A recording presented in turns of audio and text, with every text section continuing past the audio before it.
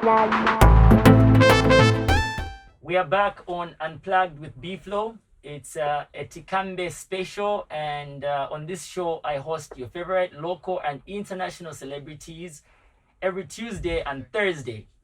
And this is brought to you by BBC Media Action and Restless Development. We basically just talk about young people and the things they're doing in their lives. We talk about sexual and reproductive health and rights, decision making, the choices that young people make, and the guidance that they can get from influencers who happen to be their big sisters, who also happen to be the real men, whose job is basically to inspire the younger generation to make informed decisions by giving them the correct information.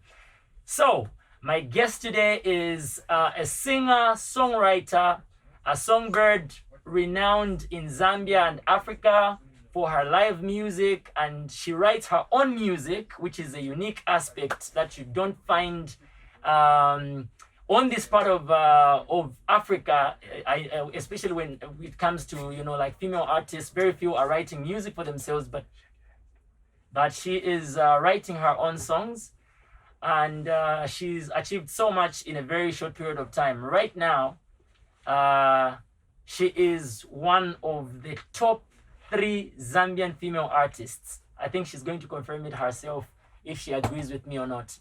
My guest today, Wezi Heart Sound. Hi. How are you? That intro was even heavier than the first thing. Come on. This one was heavier? Yes. Okay. Ish. Do you agree that you are in the top 3 now? What criteria do we use to make that? My criteria. Wow. Do you agree with me? Agree with me. Yeah. Thank you. You are welcome. Thank you very much. You're Thank welcome. you so much. You're welcome. If I give you a particular number, I don't want to offend others out there. And if I give them a particular number, I don't want to offend you. So I'll just pick you in the top 3. Then you can pick a number. No, but top 3 is fine. It's something else. Okay. Thank you very much. Nice one. So welcome to Tikambe. Thank you so much for having me. Finally. Yeah, you know, because the first guest that I had was Esther Chungu. I'm happy that I started with the lady because, you know, I advocate for women. Yay! You know, and Esther was we were nominated for the Ngoma Awards Together, yes. Bombshell. Yeah. Amazing. Which you happened to win. Yeah. And I know you're the kind that will say, no, you know, anybody should have won it. It's just that at that particular time, it was, they decided, the fans decided it's me, but next time, Shani. Yeah, that's a good spirit. Yeah, so welcome. And first of all, I want to find out, with this coronavirus situation that we're in, world over, artists have not had it easy. No. What has been your experience? Maybe my experience could be different from yours. I don't know. You being in the top 3 now, I don't know. Maybe there's a way you guys are making money. But what are you doing exactly? How are you surviving? I'm grateful to God that I have the chance to mingle with His Excellency, the Ambassador of the EU, who's also the COMESA representative. Yeah. So he... Mr. Jacek Jankowski. Yes, I always fail to pronounce his name. He's very warm and welcoming. And throughout this period, so far, we've collaborated on 2 things. The EU theme song, which we had you on, and Esther as well. And Ron K and Nova and other people on the project. And that also has not only been like keeping me busy, but also like having something like change for some groceries and stuff. Right. So besides that, I've been in the studio making awareness songs, Nice. you know, for COVID-19, because we can't take advantage of the fact that everybody knows or everybody watches TV. And I think that we learn quicker in melody. So having to put all this information about protecting ourselves and stopping the spread of COVID-19 through music. So I got the chance to collaborate with Maureen, Randa, Posh, Chef Legends. Chef and Mark too on that song, collaborated with UNICEF and the Ministry of Health.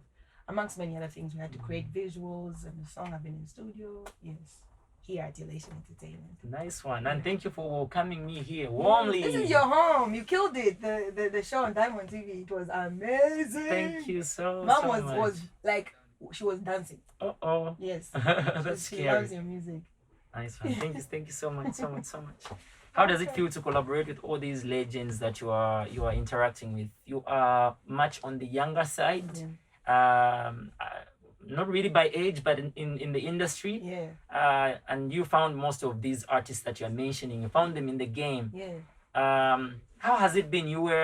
Maybe you were a fan of some of them, and then Definitely a fan. and then you find yourself working with Maureen Lupo Lilanda, or recording a song with Ozzy, or a song that was done by Ozzy. Yeah. What space are you in? What's going on in your mind right now? I mean, COVID. I always believe in appreciating the gray area, also the silver lining on the gray cloud. Chisong. Anyway, moving forward. That whole thing of seeing positivity in a negative situation. So Take My Heart, the cover happened at the time when I was thinking, okay, I am an Aussie fanatic. So what do I do? Let me pick a song that I've already been performing for years, and Soundboy and James Sakala, LV and Manasseh, we assembled it together and we created this song. Wow. Then the COVID-19, I'm a big fan of Sheffy. Okay, yeah. My Facebook friends, they know that I call myself Wezi 187. Sometimes I want to rap, but I can't. So like my rap ego. The other day when we were working on that EU song, you kept teasing me in the background like, so Papenzo Funika Chepangala King Sensei. Yeah, I think now he just watches me. A long time ago, I used to think maybe I'm making fun. I'm just joking around. Like I'm a legit fan of Sheffy, and he's on the COVID-19 song. And Mark is a legend amongst us, the new school. Like I don't even care what other people think. That's my opinion. I think he's my legend, my brother. And then Auntie Mo is like my mom. She's the first female artist I ever collaborated with on my own song. I was fresh from Is those. it? Yeah, we did a song called Nsiko, talking about taking one day at a time. It's on my first project, Ohio. And then Pojano Kaicho, this is my first time ever working with him, and my experience was just like mind-blowing. I wouldn't trade it for anything in the world. Wow. Yeah. And how has been your musical journey, like from when you started? I remember that the very first time I ever met you, no, actually, before I met you, the very first time I heard of Wezi, I had a show in Ndola, and at the lodge where I was staying, a certain guy that used to be on radio by the name of Black Sun came to see me, and specifically to tell me about this artist called Wezi, who has so much to offer. When I listened to your song, I was like, she sounds like one that is in a category of those legendary live performers. You sounded very experienced. Whoa. On the very first song I heard, where you were singing about your grandmother. Was that your first song? Yes, my first song. Who produced it? T-Sean. Okay. And then I redid it at Mojo. It was reproduced by Joshua, like a live thing. But the one, Ezra, Blacks on Easy, was my manager. And we're both from Dola, like born and raised in Dola. We're just two kids that were pushing. And you don't speak Bemba? Don't say that. Oh. I do. I speak Bemba, but it's very limited, not fluent, and with an accent, because I grew up in a house where we spoke Chikunda. Well, so since most of our audience right now are actually in Zambia and Southern Africa, we could even speak some Bemba. Putting me on the spot. So at Indashan music mwa Can we speak Bemba another day? Let's do another episode in Bemba. For now, let's maintain things. Tikambe, the Bemba edition is coming soon. Tulandi. Okay, yeah. So then, what did you do after that song? How did you find yourself where you are today? What was the journey like? So when I completed school in 2012, I had like 2 gap years. 2011, I wasn't doing anything. I was discovering myself and transitioning into an artist. 2012 is when I recorded my first song, Ambuya, a tribute to my late grandmother. It was produced originally by T-Sean at Busy Baila Studio. And I did those 3 songs, and then I transitioned into an independent artist, and then got re-signed to Vibra Media Wiz House, and then I again transitioned into an independent, and I went to Mojo. And during that course of always transitioning from one record label to the other, I ended up accumulating songs, which I ended up creating from a space of 2013 to 2016, and called Uhai, meaning life, and it had 12 songs. produced by different people, and I only have one song that was produced from Ndola, my hometown, which is called Nyimbo Zako. What a beautiful song. I still don't believe that song was produced by Dice. It's still with Dice on the beat production. Yes, I also Dice, told him like a very slow and let me song. tell you something that you might not know. He played all the instruments by himself with his hands. He played the guitar, he played bass, he played the keyboard. Yes, he just loaded the drums. It's the Dice on the beat production. It's something else. Salute you. Shout out to Alpha Entertainment. Nice Those one. guys kept us well. Yeah. So the whole 12 track, I called it Uhai. And in Kiswahili, Uhai means life. Why I chose a Swahili word is because I don't know why some languages that I don't understand resonate, like I have a certain vibration or an ambience. I don't know what you can call it. Like I'm drawn to it. And that point, I wanted to call it life, but I felt like I was obsessed with Swahili at that time. I couldn't understand a single word. Wow. So I thought I should call it that. Wow. Yeah. So after Uhai, 30th January, Uhai was launched at. You remember the day? Yes, at Alliance Francaise. Wow. My supporting artists, the people that came to support me, J-Rocks, Cleo Ice Queen, and Maureen Leland. That was the very first time I think. And then 2016, that same year, I won Best New Artist at ZMAs. Yeah, after launching on my brother's birthday. You've had a great journey. Yeah. So how many albums in total, and which other albums followed after Uhai? So Uhai was an EP, but it had too many songs, so that's why it's treated like an album. It had 12 songs. And then Leiloy was produced here at Elation Entertainment. Also like a period of 2 years or 3, I don't know, 2 years. Soundboy was the head producer, and then we had like James Akala, we had Sebastian. Soundboy is so talented, and you seem so close, like you have this chemistry. Yeah. The way he just mixes your voice, it's like you settled. You're like, you know what? A lot of producers don't want to be told what to do.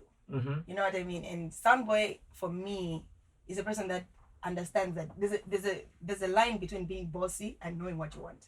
So when of course, I've got elements. Every artist has got that element of being like very controlling. Like, I don't want this. I don't want this number of auto tune. So, but at least Soundboy, he knows that okay, both of us are aiming at the same thing, which is perfection, or excellence. Because you can't attain excellence, perfection, but in the course of pursuing it, you can become excellent. So that's what we're vying for. You know, not to be ordinary. And so we created Leiloy, a word that I came up with when I was creating a melody, and then I didn't want to change it because it sounded Leiloy. So I was like, what am I going to replace? Let me just leave it like that. You should have sung about me like, hey boy. You are late. It could have worked. Yeah, it could have worked. So we created that. It was produced by Jerry Fingers. Really? And he played instruments also on the creation of the song. And then later on, we got the legendary Sir Jones. We got Sheba on the bass. We had a choir. You've had a great experience in the industry, it seems. But obviously, you've had your challenges as well. Do you have any that you are able to share with the public in terms of challenges, like some things that you feel an artist who's starting out needs to just be aware of so that they... Sometimes I feel like the thing that I wish I was told when I was starting out is not to be so gullible. You know, because people will look at you and see like, oh, you're so talented. This is what they'll sell you a dream, and then they'll make you do things. I used to sing for 2 hours at the Intercontinental just for a 200 kwacha at some point in my life, and then I'll use that 200 for taxi. And that's it. And I walk away with the satisfaction of, oh my God, I just sang at the Intercontinental. So like, don't be so gullible is what I want to tell the artists that are coming up. I mean, I'm grateful for the experience because I wouldn't be accumulate like wisdom from all the pain. And also like the false rumors. There's people that will tell you that you're a public figure, you need to brush it off, you need to get used to it. But I am a human being, I'm an elder sister, I'm a young sister, I am an aunt, you know, and I consider my nephews my children. So I'm a mother, Loki, through my young sister, my elder sister, sorry. And then also I'm a daughter above everything else. How does my mother feel? You know, when she reads these articles about, you know, Wezi was dating this MP and she had an abortion and everything, and then people are calling her and professionals like corporates are calling, like, you're denting my image at the end. So I can't ignore everything. So it's been a difficult thing because, I don't know why someone would come up with a story about B-Flow that is not true. And then they write it in such a way that it sounds so pathetic, 13 hours. And then you would read the comments, but there was something off about B-Flow. You know what I mean? But it's been ups and downs, and everything has been a life lesson at the end of the day. Amazing. Thank you so much for sharing. These are the kind of things that help people out there to grow because they see that somebody that they look up to has been able to, overcome the odds and just, achieve greatness. I want to, before I get into something that I have for you, a surprise that I have for you, I just want to talk a bit about your songwriting. Okay. I grew up with people like PJ. PJ was a songwriter.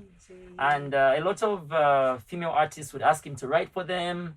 Some would ask me to write for them. I've also seen in studios, I've seen some buy songs from other writers, which is not a bad thing. It happens even in the US and in the developed world. But I'm just interested in your songwriting skill. How did you discover it? How did you develop it? How did you nurture it? How did you even just find out that you can write? So my father died when I was 5, and then I grew up in Dola. So I was born in Dola. And my mom and my dad lived in Dola. But I don't remember that part of my life because I was really young. And after my dad died, my mom and my siblings all lived in Osaka. I was the only one amongst my siblings that was raised by my mom's older brother in Dola.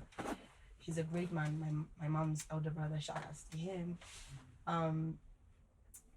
I used to write letters to my mother, and I used to keep them. I just used to try to express myself. I used to tell stories about how my day has gone.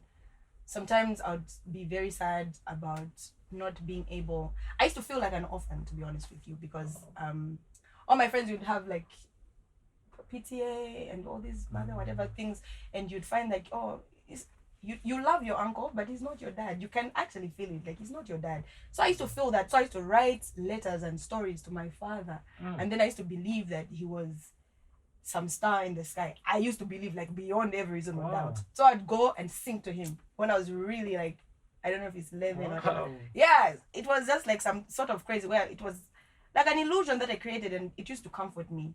So I started writing stories, short stories, letters, and whatever. And I grew up to be very dark, almost like suicidal things.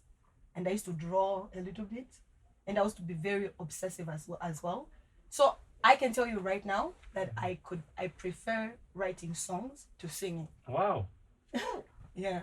Okay. So for me, songwriting kept me alive. Sometimes I feel that. It kept me sane. And I was telling stories to myself, telling myself lullabies. Wow. Yes. And you write really well. Thank you. Keep it up. Thank you very much. Nice one. All right. So we're about to get into something that I've prepared for you. And it starts like this. Lately, I've seen you do a lot of activism work. I've seen you collaborate with different organizations, and you promoted different things, different good things. You're becoming a goodwill ambassador for different things. Where is that interest coming from? Are you doing this just to make money, or are you doing this to look good so that you appear to be this important celebrity? Or what's the drive behind this decision to become an artist/activist? Okay. When it comes to humanitarian issues, I always put myself in other people's shoes. Like the story writing I told you about, when I wrote the song Tichitenji in my first compilation, the EP Uhai, I was writing about a girl who was saying Atata Abamanga, Amama Alalapana. Oh really? So my father has been arrested, and my mother is dead, lying dead in a pool of her own blood. I wrote that song not because I wanted NGOCC to recognize me. I'm talking about gender-based violence, but because I was thinking, if I'm going to have a voice, I might as well use it to heal someone or pay attention to the fact that have you ever thought about the stereotype that you have to grow with if your father is a murderer and your mother is a victim? That's deep. You see what I mean? And that's what the song is about. I do not like singing that song, but I just had to. Wow. It's something that injures me. So when I work with, let's say I worked with the late amazing Victoria Kalima. Wow. For me, she was like the first time I former Minister of Gender. Yes. The first time I ever got on a plane, she sponsored it. Wow. I went to Ethiopia to a AU summit where we're talking about women empowerment, just youth empowerment in general. You went to the AU? Yes, wow. For the summit. I stayed there for like half a month or something. Wow. And then that put me on a place where I realized that I'm not doing this to be recognized, but I accept because I'm given a platform that I would not otherwise had on my own. So they are putting me on. That's and powerful. I have to be very responsible with that platform I'm given. Right. Yeah.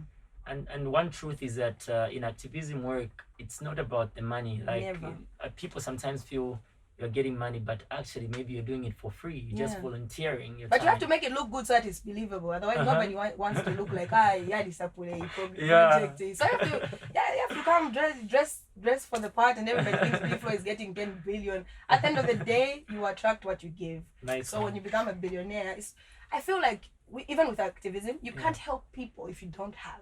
Wow. You can't give what you don't have. So if you're going to save or provide shoes for kids that are failing to go to school, you have to be making money, B-Flow. Wow. You know what I mean? Thank you for that advice. I like the fact that you've added my name, B-Flow. I will start making money. No, I didn't even mean it like that. You mean I should continue making? Yes. Okay, whichever. Yeah. All right, let's get into it now. We're gonna do a quiz. Wow. Yes, we're gonna do a quiz, and this quiz, don't take it too serious. Like if you miss a question, maybe people will say that activist. Are there any rules like timekeeping? Oh, it actually, I'll make it simple for you. Yeah. You won't answer a question. Okay. You just tell me if it's true or false. Okay. Ooh, yeah. Those are the worst. I told you about Tikambe earlier. I said this is a platform for young people, and we talk about sexual and reproductive health and rights. We talk about choices that young people have to make. They have to make informed decisions based on the kind of inspiration they get from people like you. Yeah, and one of the areas that we always talk about is HIV/AIDS, because it's very serious among the youth. Yeah. And if they don't make the right decisions, we will lose our young generation. Yeah, so let's talk about it. Question number 1. True or false? You can tell that someone has an STI by just looking at them. False. Why do you say so? It takes a long time for certain STIs to manifest, and some people have got good immune systems. So you could be a carrier for a while, and some people have got bad immune system. You can, I don't know, but yeah. Yeah, but HIV is also an STI. You could be on treatment, and for 50 years nobody notices anything. Yeah. And there's that. You can't tell by looking. Yes, I remember. Yeah. Okay. So I'm just going to read this out, just to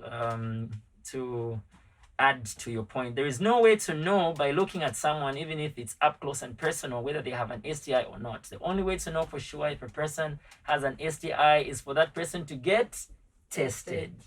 Yes. Yay! You got it right. Nice one. Next question. If I have an STI, I will be able to tell. True or false?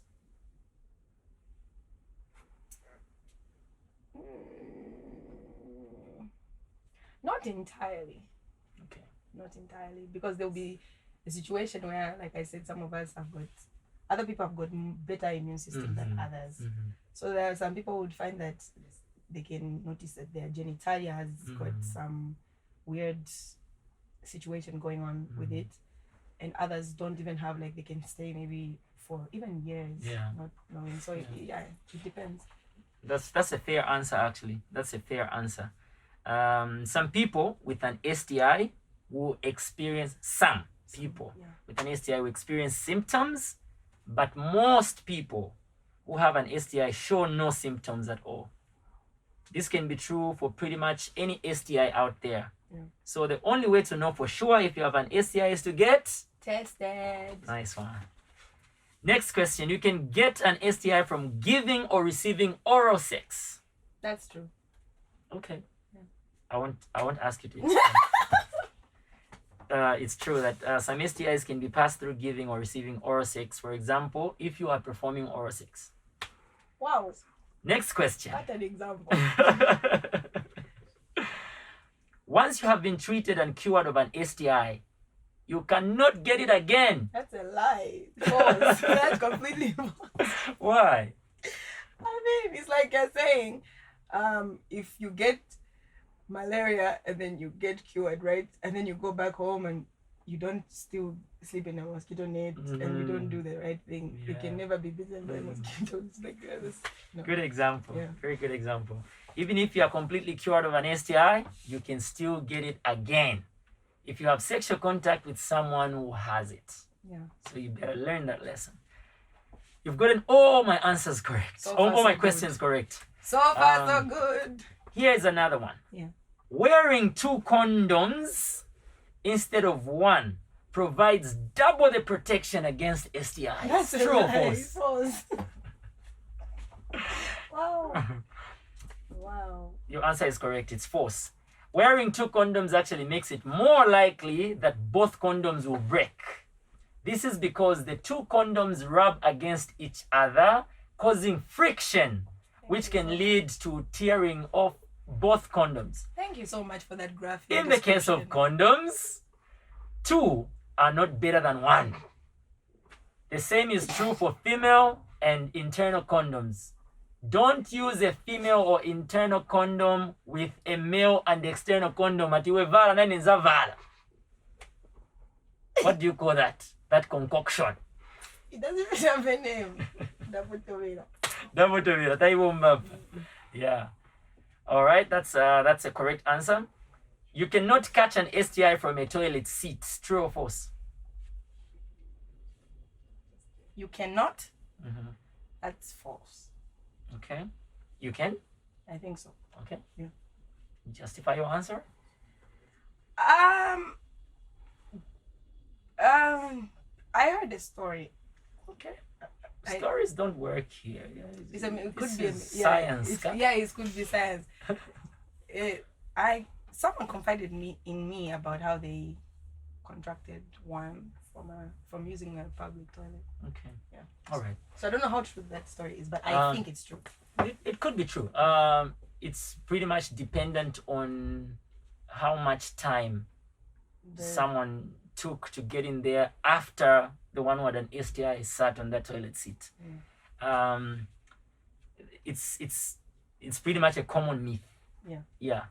People use public toilets, but doesn't mean that they will get an STI because let me just read this point. STIs are transmitted through sexual contact, not toilet seats. Wow. Even if the sexual fluids from another person were on the toilet seats, any bacteria or viruses would not survive on the toilet seat surface for more than a couple of minutes. That's why I was saying it depends on. Okay, the period. Yeah. Okay. All right, here's an interesting one. Taking a shower or washing yourself with hand sanitizer after sexual contact will avoid STI transmission. True or false? Sanitizer imwe. That is not true. Wow, how can you use hand sanitizer? Wow. You mean people can't sanitize themselves? What are you sanitizing after sex? I don't know. You're sanitizing your hands, but you're using something else. Wow, guys. All right, nice one. Your answer is correct. Do not rely on washing yourself after sexual contact to prevent infection. That does not work. Wezi has told you. The best way to reduce your risk for STI transmission during sexual contact is to use barrier methods of protection. For example, condoms to prevent STI transmission from happening. Yeah, nice one. So well done. Oh, thanks. Thanks for the toilet seats thing. You are a fully baked activist now. Yes, I feel like I need my certificate from Tikambe. Yeah. Shout out BBC Media Action and Restless Development. I need my certificate. After being grilled and quizzed on Unplugged. Yes. Nice one. Thank you so much, Wezi. It's been amazing chatting with you. Do you think there's anything that we haven't talked about that you might want to share? Like, are you working on an album? No, I just dropped Layloy on the 2nd of August 2019. Oh, yeah. And it's available online. So it's very important for people to know that now we are depending on online sales because we can't perform. So please show up and show up for us. Buy the music. If you love it, you can't be claiming you're a B-Flow fan and watching him and whatever. Yeah. So please do come through for us. The album is available. And don't depend on other people, you know, just because you like Wezi's video and then you upload it on your own YouTube or your Facebook. Yeah. Just go to our handles because we need those numbers, okay, for bookings and international contacts and everything. So please do not. I don't know if it's piracy as well when you're sharing another person's. It is. Don't pirate our music online, please. I beg. Nice Get one. permission. Thank you for advocating for the right things, such as the selling of music instead of giving it out for free. You're one of the best advocates for that. We've seen your music on Investisani. Yay! Wezi's album is available on Investisani, ladies and gentlemen. Investisani.com. Get it now.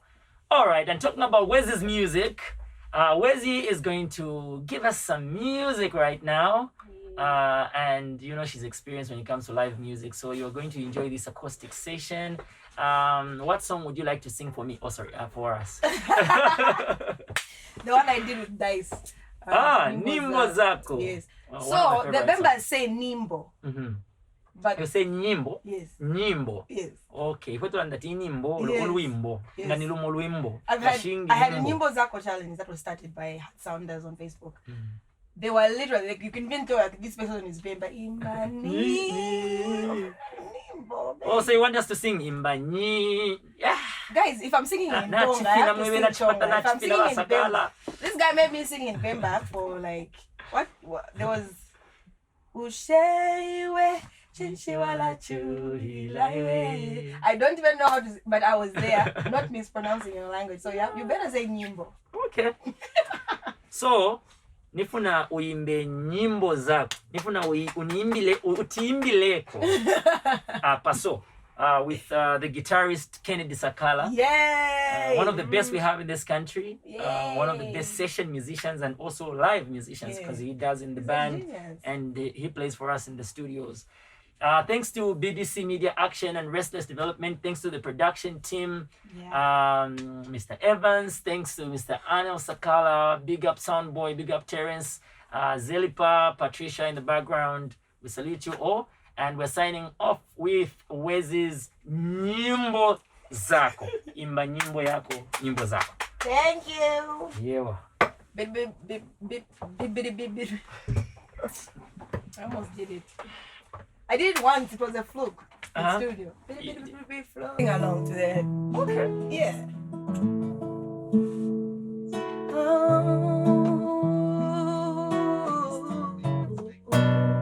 Nyimbo zako.